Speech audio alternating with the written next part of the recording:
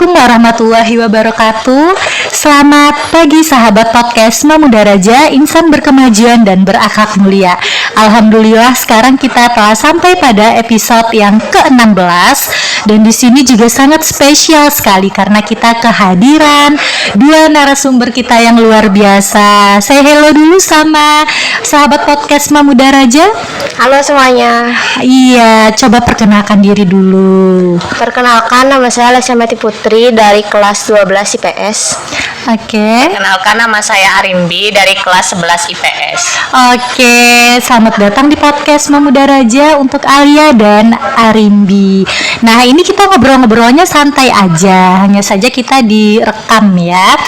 Nah, tema kita pada pagi hari ini adalah mengenai siswa berprestasi. Seperti yang telah terpampang nyata, ini ada dua orang mahasiswa, insya Allah ya nanti akan menjadi mahasiswa. Amin. Siswa berprestasi di SMA Muda Raja. Kita akan mengulik-ngulik bagaimana caranya mereka bisa mengikuti berbagai perlombaan, baik yang akademik ataupun non-akademik, bagaimana trik-triknya.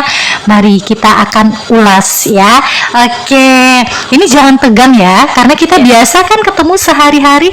Ibu mau nanya dulu, ini untuk perlombaan yang baru-baru saja diikuti itu apa? Boleh dari Arimbi terlebih dahulu? Saya mengikuti lomba PAI yang diselenggarakan oleh Master Science Competition di online. Oke, wow, luar biasa sekali, Masya Allah. Kalau Alia? Kalau saya ikut lomba kaligrafi naskah yang diselenggarakan di MTQ ke-29. Oke, wah ini bakatnya luar biasa sekali. Ada yang kaligrafi, ada yang di bidang PAI ya tadi. Nah, Ibu mau nanya, kalian dapat informasi mengenai lomba-lomba tersebut dari mana? Coba ke Alia dulu. Saya tuh biasanya ngelihatnya itu ada di media sosial, tapi kadang-kadang orang tua saya, terutama ya saya itu kadang-kadang menawarkan lomba kepada saya gitu. Jadi kadang-kadang tuh saya tertarik buat ikut lombanya tuh. Oke, karena sesuai juga sama bakat yang dimiliki oleh Alia. Luar biasa. Kalau Arimbi dari mana infonya? Kalau saya lomba-lomba kayak gitu, saya dominan itu taunya dari guru, Bu. Oke, dari guru. Terus sama dari media sosial, terutama itu Instagram. Oke, berarti di sini kita memanfaatkan media sosial untuk hal-hal yang positif ya, yaitu untuk mencari informasi mengenai lomba-lomba yang bisa kita ikuti sesuai sama bakat dan kemampuan kita.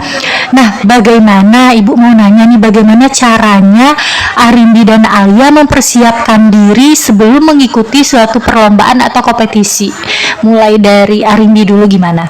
Kalau saya pribadi, saya pasti pertama-pertama itu mempelajari kisi-kisi yang diberikan sama panitia-panitia lomba. Dan tentu kayak nyari-nyari informasi, soalnya kan kalau lomba-lomba kayak gitu kayak enggak mencangkup kelas 11 saja, pasti di bawah dan di atasnya juga. Jadi saya nyari informasi lewat situs sama artikel-artikel yang bertebaran di Google. Sama kalau sebelum misal H-1 lomba itu, saya biasanya tuh baca ulang semua materinya, Bu. Habis itu istirahat yang cukup.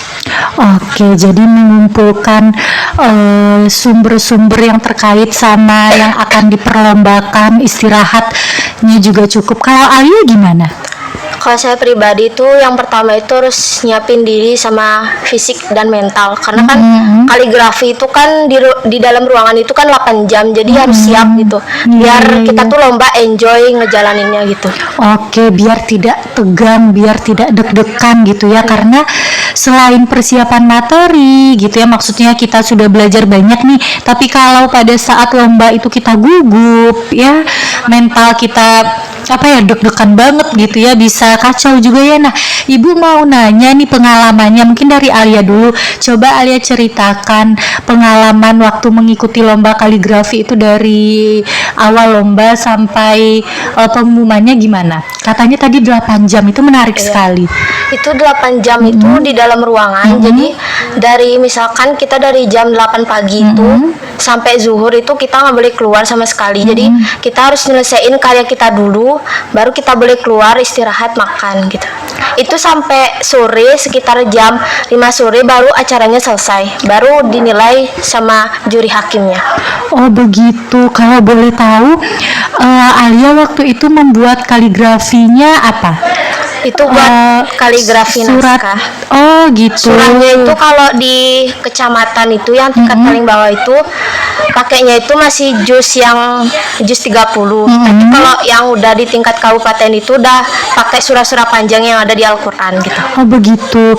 Kalau yang di juz 30 itu yang di tingkat kecamatan kita boleh memilih terserah suratnya atau ditentukan sama panitia? Itu sudah ditentui sama panitia, jadi udah pakai waktu juga. Jadi kalau misalkan kita ketinggalan atau belum siap, itu resiko kita sendiri gitu. Oke, akan mempengaruhi penilaian juga. Berarti Alia dari kecamatan, tingkat kecamatan, lalu lanjut ke kabupaten. Nah, kalau kabupaten gimana tuh? Itu lebih susah juga gitu.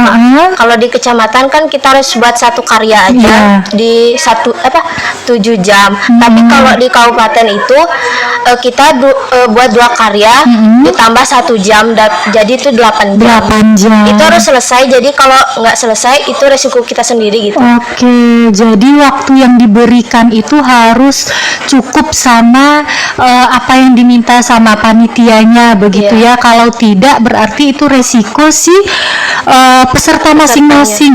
Nah, setelah sampai ke kabupaten, apa Alia lanjut lagi? Ke provinsi. Wow, masya Allah, luar biasa ya. Kalau di provinsi gimana itu? Itu lebih susah lagi. Lebih susah lagi, lebih banyak lagi pesaingnya ya. Karena yang ikut lomba itu yang udah pro sama yang udah pernah menang di tahun sebelumnya gitu. Oh begitu. Jadi kayak pas masuk di provinsi itu termasuk pemula banget Alia di sana. Oh iya, tapi tidak apa-apa. Yang penting sudah mencoba ya. Arindia sudah mencoba, sudah berani. Pemula saja sudah sampai di provinsi, kan udah luar biasa banget gitu ya. Mentalnya juga sudah terlatih. Nah, kalau Arindi gimana, ini perlombaan yang terakhir, coba Ibu pengen di share dong pengalamannya juga kepada sahabat podcast yang mau mendengarkan. Kalau saya kan dominan itu ikutnya lomba-lomba online Bu ya. Jadi saya tuh kalau lomba online itu pasti kalau ngerjain itu kan lewat link Bu, disediain sama panitia. Kadang download aplikasi-aplikasi tertentu. Jadi kendalanya kalau lomba online tuh di sinyal aja sih Bu. Kalau misal jam sekian kita tuh belum login itu, terus waktu ngerjainnya cuman 40 menit, kita masuk tuh telatnya 10 menit, ya udah kita tuh cuman dapet 30 menit buat ngerjain semua soal. Nggak ada penambahan waktu atau apa-apa. Apalagi kalau misal kita lagi serius ngerjain soal Bu ya, saya biasanya lewat laptop ngerjainnya. Habis itu tiba-tiba laptop saya nge-lag, terus ulangan saya tuh ke-log out gitu. Itu kadang itu skor saya tuh ya udah sampai segitu aja, nggak bisa lagi. Jadi pas pengumuman hasil itu ya skor saya sampai di stop di ngerjain yang soal-soal ke-logout itu. Oh begitu. Jadi kalau salah satu kendala kita mengikuti perlombaan online itu ya pertama bisa di sinyal ya, karena nih kita udah prepare banget ya, udah persiapan banget, tapi keadaan teknisi di lapangan contohnya tiba-tiba nge-lag laptopnya atau sinyalnya yang ada gangguan, itu akan mempengaruhi juga ya, langsung otomatis keluar ya, bisa jadi terlog out dan bisa jadi juga kita hanya mendapat poin ya sampai di sana saja, tidak bisa login lagi begitu ya. Oke. Nah, Ibu mau nanya nih, bagaimana cara kalian tahu bakat saya ini di kaligrafi, kalau bakat saya ini di perlombaan yang menjawab soal, yang lomba-lomba online itu, bagaimana cara menemukannya itu? Apakah dari dulu sudah berbakat dan emang seneng ikut lomba-lomba seperti ini atau gimana? Atau ada yang memotivasi mungkin? Bisa jadi. Silakan ke Arindi dulu. Kalau saya pribadi yang kayak gitu memotivasi itu diri saya sendiri Bu, karena saya kan udah masuk SMA nih Bu, jadi saya tuh mikir saya nggak bisa nge-stuck di sini terus gitu. Saya harus berkembang ke tahap yang lebih baik gitu. Jadi saya memberanikan diri buat ikut-ikut lomba kayak gitu, meskipun itu kayak nggak pernah sekalipun punya pengalaman ya, tapi setidaknya kan mencoba Bu ya. Ternyata lama-lama oh iya fashion saya di sini gitu. Oke, bagus. Itu yang diperlukan ya, berani mencoba. Dan kita hidup itu tidak berjalan di tempat, tetapi kita harus melalui step by step seperti anak tangga. Ya, kalau kita mau menuju ke lantai yang lebih tinggi, berarti kita harus melewati beberapa anak tangga. Oke, itu dari Arindi, bagus sekali. Ibu sangat dukung ya, percaya diri dan berani untuk mengambil langkah. Kalau Alia bagaimana nih tahu ternyata passion saya, bakat saya itu di nulis kaligrafi, itu dari mana mulanya? Kalau saya itu sebenarnya bidangnya itu bukan di kaligrafi. Oh, di mana bidangnya? Dulu itu sempat bidangnya itu di hafalan surah, jadi masih kefokus di sana. Habis itu ada tawaran dari orang tua, termasuk ayah saya itu nawarin lomba kaligrafi. Akhirnya kan saya tuh kayak ragu mau nolak gitu. Jadi akhirnya tuh ya udah saya ikutin aja gitu. Akhirnya kan udah sampai kayak gitu. Oh iya, berarti berawal dari ajakan sang ayah gitu ya, dan kita sebagai anak tidak tega untuk menolak, jadi kita ya udah coba aja, gimana hasilnya ya terserah nanti, yang penting dicoba dulu aja. Oke, ini pertanyaan menarik satu lagi, bagaimana caranya membagi waktu nih antara pelajaran akademik di sekolah dengan mengembangkan bakat di luar dari pelajaran akademik? Contohnya kan kaligrafi itu termasuk ekstra begitu, bagaimana caranya? Mungkin ke Alia terlebih dahulu.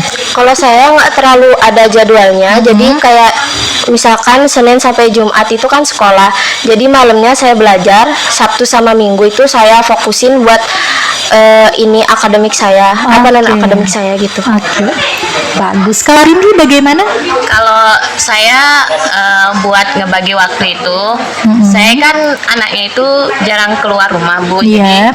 Jadi berarti itu saya tuh jarang bermain-main keluar rumah. Jadi karena saya suka pelajaran-pelajaran kayak bahasa Indo yang ngebaca itu, jadi itu biasanya kalau senggang itu saya tuh buka-buka buku ulang, kadang nyatet-nyatet materi di binder gitu Bu. Oke. Sama kan saya kan juga anaknya kan suka baca novel gitu Bu, jadi kan kayak kalau misal ada kalimat yang saya kepoin tuh, ini kok bisa penulisannya kayak gini, saya cari. Bagus banget.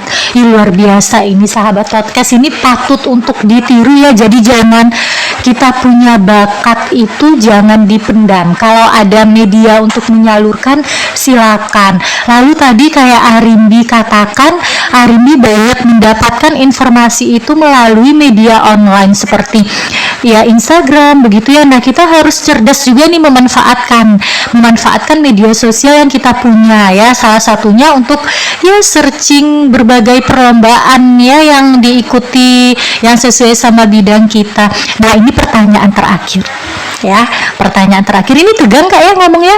Enggak ya. Nah, ini pesan-pesannya kepada teman-teman yang nantinya mau lomba. Ada nih yang punya bakat tapi malu, terus ada yang bisa tapi takut kalah, mentalnya nggak siap. Nah, itu gimana caranya Alia sama Arimbi untuk mengajak teman-temannya yang ada bakat itu untuk ayo coba aja, kalau kalah menang itu urusan belakangan, yang penting kita berani mencoba, jangan insecure duluan. Itu gimana pesan-pesannya ke teman-teman? Mana tahu banyak nanti nih yang akan ikut-ikut perlombaan-perlombaan di kemudian hari.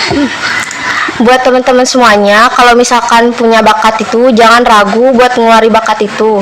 Jadi apapun resikonya, mau menang kalah itu jalanin aja. Yang penting kita itu udah pede tampil ke depan buat mewakili sekolah kita, mungkin buat mewakilin keluarga kita gitu, ngebanggain semuanya gitu. Oke, jadi percaya diri saja, apalagi kalau kita udah ada bakat. Oke, itu dari Alia. Dari Arimbi bagaimana? Saya juga setuju sama apa yang dikatain Kak Alia, Bu. Iya. Kita tuh nggak boleh ragu-ragu kalau kita punya bakat itu ya harus dikembangkan gitu. Kayak kalau ada kesempatan, kapan lagi kita bisa nemui kesempatannya tuh. Kalau misal kita kalah atau hasilnya tuh nggak sesuai ekspektasi itu, ya nggak apa-apa. Kita tuh jangan berpatokan sama hasil, tapi kita tuh harus bangga sama proses yang udah kita lalui, proses pengembangan diri kita. Kayak, aku udah berani kali udah sampai ke sini, bangga kali sama diri sendiri. Iya, betul Ibu, sampai merinding, bagus banget ya. Jadi jangan berpatokan hanya ke hasil saja, tetapi setiap proses yang kita lalui itu merupakan bagian dari hasil juga ya. Jadi dilalui saja, dicoba saja, apalagi itu yang sesuai sama passion dan bakat kita. Nah, Ibu ini bangga sekali ya sama siswa-siswa SMA Muda Raja, khususnya juga kepada Arimbi dan Alia, karena sudah berani keluar membawa nama baik diri sendiri, membawa nama baik keluarga dan juga nama baik sekolah. Semoga nanti akan ada Alia dan Arimbi yang lainnya ya di kelas 10, 11 dan 12. Kalau ada yang punya bakat, silakan dikembangkan. Nanti guru-guru juga akan membantu untuk mendampingi. Oke, semoga apa yang kita bicarakan pada pagi hari ini bermanfaat dan bisa dipetik poin-poin pentingnya sehingga kita ini bisa terus berproses dan berprogres ya. Di sini saat ini Ibu undang Alia sama Arimbi itu bukan berarti yang paling baik, yang paling bagus, bukan, hanya sebagai memotivasi teman-temannya sehingga teman-teman yang lain nanti bisa mengikuti jejak kakak-kakaknya gitu ya. Maksudnya bisa mengikuti jejak Alia, Arimbi dan yang siswa-siswa yang berprestasi lainnya. Jadi tetap semangat dan jangan malu untuk menunjukkan bakatmu. Oke, terima kasih sahabat podcast SMA Muda Raja. Semoga apa yang kami sampaikan dan pengalaman yang diceritakan oleh Alia dan Arimbi tadi dapat memotivasi kita semua. Nah, sebelum ditutup kita pakai tagline dulu ya. SMA Muda Raja, insan berkemajuan dan berakhlak mulia, secara bersama-sama ya. Oke, 1, 2, 3.